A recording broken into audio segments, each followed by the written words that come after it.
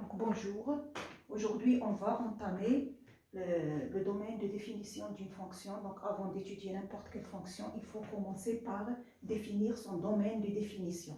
Dans les prochaines vidéos, on va faire l'étude des fonctions, mais aujourd'hui on va commencer par le domaine de définition. Donc pour cela, je vais définir la fonction f par une boîte f dont l'entrée x et la sortie c'est f de x ou bien y, tel que f de x, c'est l'image de x par la fonction f. Donc, qu'est-ce que c'est que le domaine de définition? Le domaine de définition, c'est trouver tous les x qui appartiennent à R, tel qu'on peut calculer leur image, c'est-à-dire qu'on puisse calculer f de x.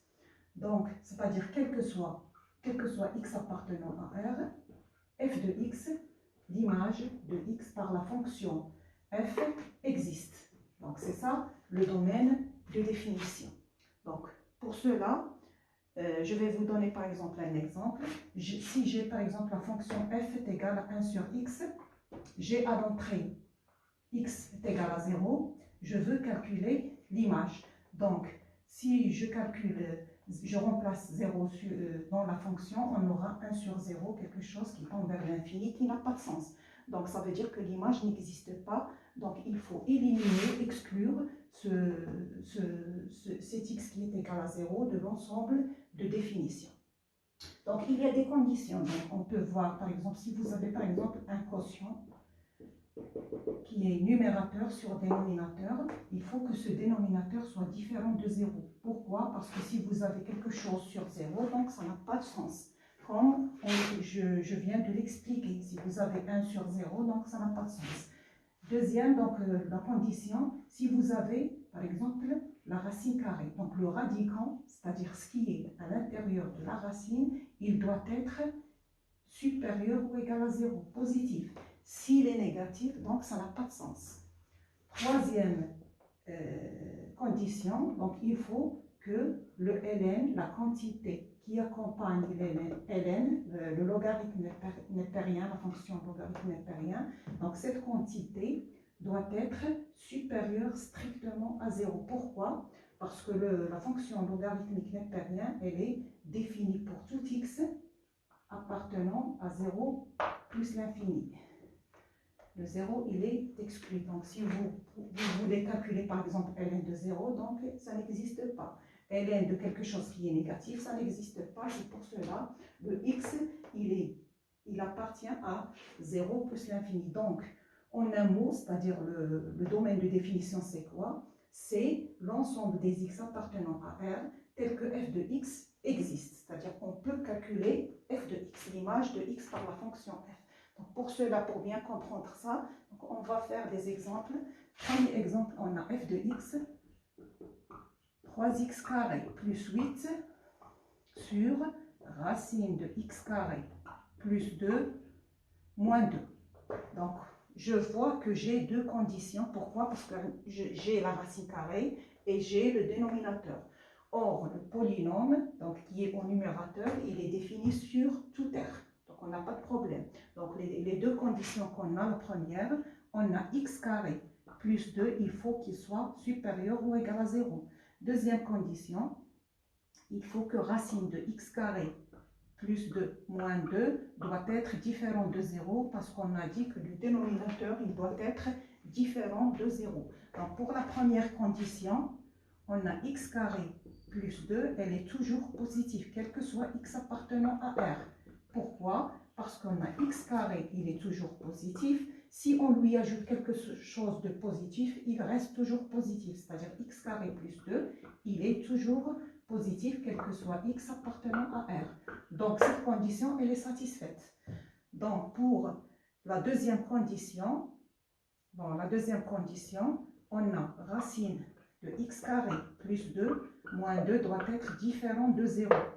Donc, ça veut dire que x carré plus 2 doit être différent de 2. C'est-à-dire que j'élève au carré les deux membres.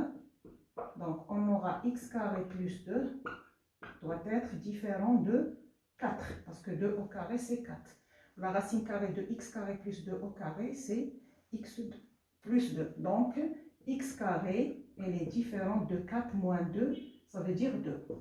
Ça veut dire que la valeur absolue de x, elle est différente de racine de 2. Donc, la valeur absolue, donc elle peut être racine de 2, bien moins racine de 2. Donc, il faut, la condition, il faut que x doit être différent de racine de 2 et x doit être différent de moins racine de 2. Donc, il faut faire le A. Pourquoi? Parce qu'on est parti d'une négation. Donc, si vous avez par exemple une égalité, donc on peut dire que x est égal à racine de 2 ou x est égal à moins racine de 2.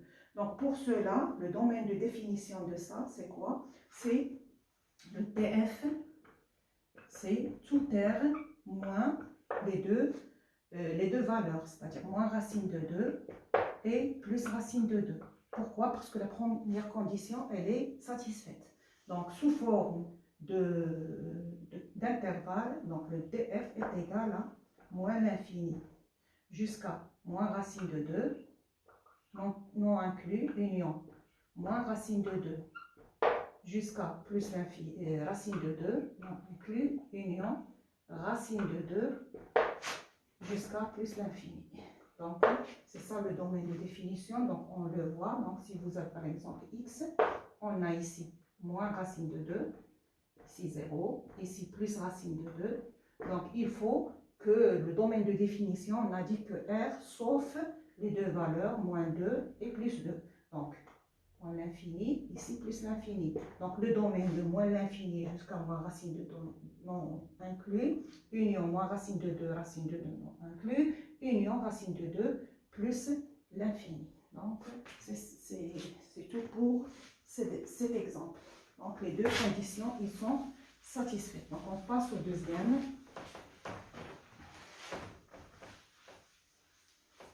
Donc, le deuxième, on a f de x est égal à racine de moins x2 plus 3x plus 4 sur x moins 4. Donc, on voit qu'est-ce qu'on a. On a le dénominateur et on a le radicand. Donc, on a toujours deux conditions. Donc, il faut que le moins x carré plus 3x plus 4 doit être supérieur ou égal à 0, bon, parce qu'il est au numérateur. Et la deuxième condition, il faut que x moins 4 doit être différent de 0. Donc, pour cela, pour la première condition, qu'est-ce qu'il faut faire? Il faut faire le tableau de signes.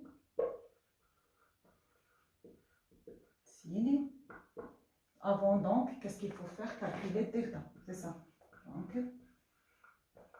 Donc on a moins x carré plus 3x plus 4. On a a est égal à moins 1, b est égal à 3 et c est égal à 4. Donc on sait très bien que delta c'est b carré moins 4ac. Donc c'est 9 moins 4 fois moins 4. Ça veut dire 9 plus 16 égale à 25. Donc positif de racine. C'est ça. Donc x1 moins b moins 3 moins racine de delta c'est moins 20, racine de 25 c'est 5 sur 2 fois a, c'est-à-dire 2 fois moins 1 c'est moins 2 égale, donc on aura moins 8 sur moins 2, ça veut dire 4. Deuxième racine, x2 est égal à moins 3 plus racine de 5 sur 2 égale à 5 moins 3 c'est 2 sur moins 2. Donc on aura 2 sur moins 2, c'est moins 1. Donc on a deux racines. Donc la première condition, il faut que, graphiquement, donc on a le polynôme de degré 2, donc c'est une parabole, il a la forme d'une parabole, puisque le A, il est négatif, ça veut dire que la parabole, comment elle est orientée? Le A négatif, elle est orientée vers le bas. Donc, ça veut dire, donc, voilà. Donc, on a les deux racines. C'est moins 1, ici moins 1. Parce que c'est quoi ces racines? Ça veut dire, c'est l'intersection de cette fonction avec l'axe des x. il s'annule, donc on a moins 1 et 4. Donc on voit très bien quand est-ce que celle-là, elle est positive entre moins 1 et 4, y compris moins 1 et 4 pour la première condition. Donc on va faire par exemple le tableau de, c'est la même chose, donc c'est graphiquement, on le voit très bien. Pourquoi elle est positive entre moins 1 et 4? Pourquoi? Parce que on sait que le CF, il est au-dessus de l'axe des X. Lorsqu'on a CF au-dessus de l'axe des X, la courbe, donc c'est positif. Lorsqu'on a la courbe au-dessous de l'axe des X, elle est négative. Donc, on va faire en même temps le tableau de signes pour. Donc, on a X moins l'infini jusqu'à plus l'infini. Donc, on a dit qu'elle s'annule où? Moins 1 et 4. Donc, elle s'annule, le polynôme s'annule ici. Donc, on a moins x2 plus 3x plus 4. Donc, il s'annule. Donc, entre les racines, c'est le signe contraire de A, donc c'est plus. Et en dehors des racines, c'est moins. Donc, c'est la même chose graphiquement. Donc, entre les racines, on l'a trouvé, c'est positif. Donc, c'est au-dessus de l'axe des X, donc c'est positif. Et à l'extérieur, de moins l'infini jusqu'à moins 1, union 4 plus l'infini, il est négatif. C'est-à-dire, il est au-dessous de l'axe des X. Donc, pour cela, on voit que le domaine de l'intervalle où cette condition est satisfaite, parce qu'on a supérieur ou égal, c'est moins 1 compris jusqu'à 4. Mais il faut satisfaire les deux conditions. Donc, il nous reste la deuxième condition. Donc, pour la deuxième condition, on a x moins 4 différent de 0. Ça veut dire que x est différent de 4. Donc, le domaine de définition de la deuxième condition, c'est quoi? C'est tout R sauf le point 4 ou la valeur de 4. Ça veut dire que cette valeur, elle est exclue. Donc l'intersection de ces deux, c'est quoi? C'est moins 1 jusqu'à 4 exclu. Donc le domaine de définition de cette fonction f, c'est quoi? C'est moins 1. Il est inclus jusqu'à 4. Parce que si je peux représenter la deuxième c'est tout R sauf ça. Tout R sauf ça. L'autre, c'est de moins 1 jusqu'à 4. Donc l'intersection entre le premier et le deuxième, c'est ça. Ça, il est non compris. Donc, c'est ça pour le deuxième exemple. Donc, on passe au troisième.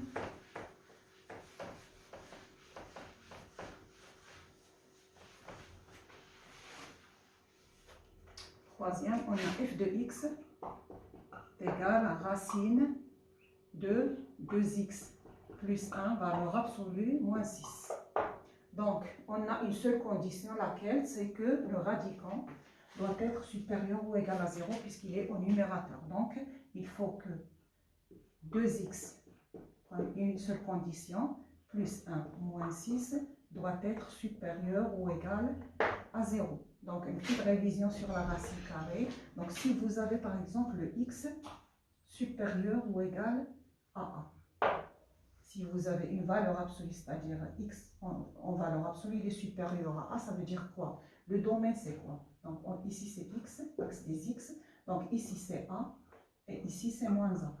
Ça veut dire que le x, il appartient à x supérieur ou égal à a, ça veut dire il est supérieur ou égal à a, et il est inférieur ou égal à moins a. Le domaine de cette fonction, c'est de moins l'infini jusqu'à moins a, union a plus l'infini. Donc, la première, si vous avez par exemple x inférieur ou égal à 1, si x inférieur ou égal à 1, ça veut dire le x, votre x, il se trouve où? Il se trouve entre moins 1 et plus 1. Donc, ça veut dire il se trouve ici, votre x. Donc, le domaine de définition, c'est entre moins 1 et a. Donc, le domaine, c'est moins 1, a. Bon, on avait vu. Et a. Donc, c'est bon. Donc, il faut bien saisir ça. Donc, maintenant, on a 2x plus 1 moins 6 supérieur ou égal à 0. Ça veut dire que 2x plus 1 est supérieur ou égal à 6. Donc, notre a ici, c'est 6. Donc, il faut appliquer celle-là, c'est tout. Ça veut dire ici, c'est quoi? C'est x, il est supérieur ou égal à a, ou bien x inférieur ou égal à moins 1. Donc, c'est ça les deux conditions. Donc, on va l'appliquer. Ça veut dire quoi? Ça veut dire que 2x première, 2x plus 1 supérieur ou égal à 6, ou 2x deuxième, 2x plus 1 inférieur ou égal à moins 6. Donc, c'est ça qu'il faut appliquer. Donc, je vais... La première, elle nous donne quoi? Donc, la première, elle nous donne 2x plus 1 supérieur ou égal à 6. Ça veut dire quoi? Ça veut dire que 2x elle est supérieur ou égal à 6 moins 1. Ça veut dire 5. Ça veut dire que x est supérieur ou égal à 5 demi. La deuxième condition, on a 2x plus 1 inférieur ou égal à moins 6, c'est-à-dire que 2x est inférieur à moins 6 moins 1, c'est-à-dire moins 7, c'est ça? Donc x est inférieur ou égal à moins 7 demi. Donc, c'est ça le domaine de définition de la première. Le radicand, il doit être supérieur ou égal à 0. Donc, je trace par exemple, on aura, donc ici c'est moins 7 demi, ici c'est 5 demi. Donc, x supérieur ou égal à 5 demi, ça veut dire il est, ou bien x est inférieur à moins 5 demi, ça veut dire il est par là, c'est-à-dire de moins l'infini jusqu'à moins 7 demi, union, parce que ou, c'est la réunion. Donc, x, donc le domaine de définition, est égal à quoi? C'est égal à moins l'infini, moins 7 demi, donc 7 demi, il est inclus, union, 5 demi, plus l'infini. C'est ça. Donc, il faut faire attention à la valeur absolue. Donc, c'est ça pour cet exemple. Donc, on passe au dernier exemple.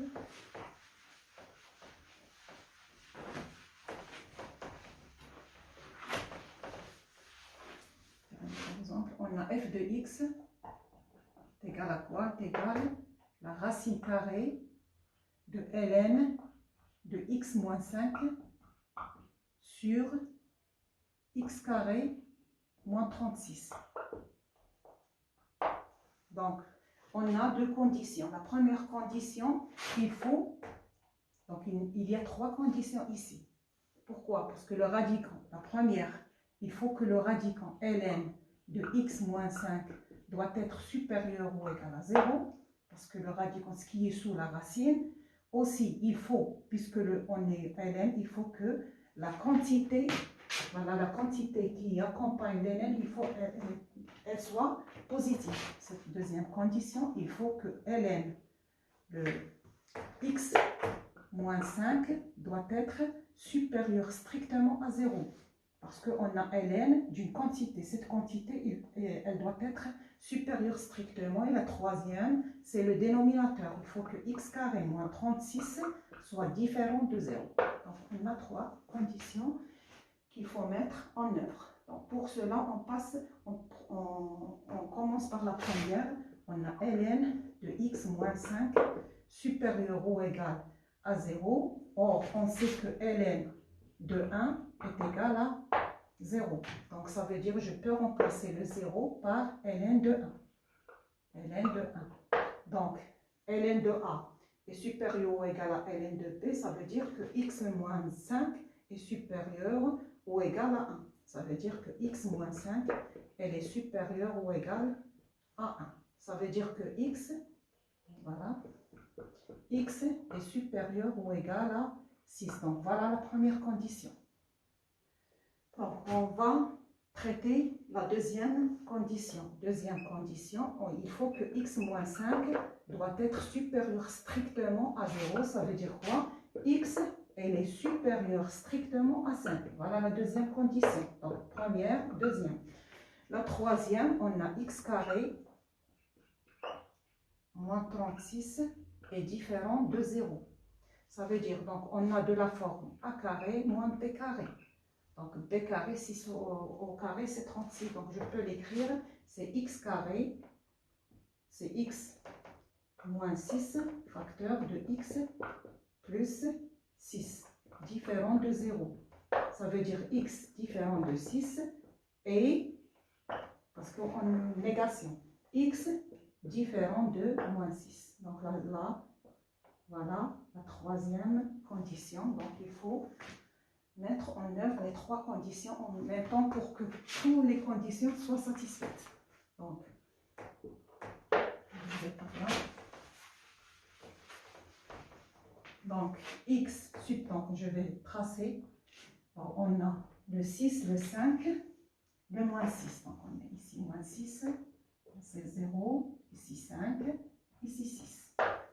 Donc, première condition, il faut que x supérieur ou égal à 6. Ça veut dire le 6, il est compris. Voilà notre intervalle de 6 jusqu'à plus l'infini. Deuxième condition, il faut que x soit supérieur strictement à, c'est-à-dire le 5, il n'est pas compris, donc la deuxième condition.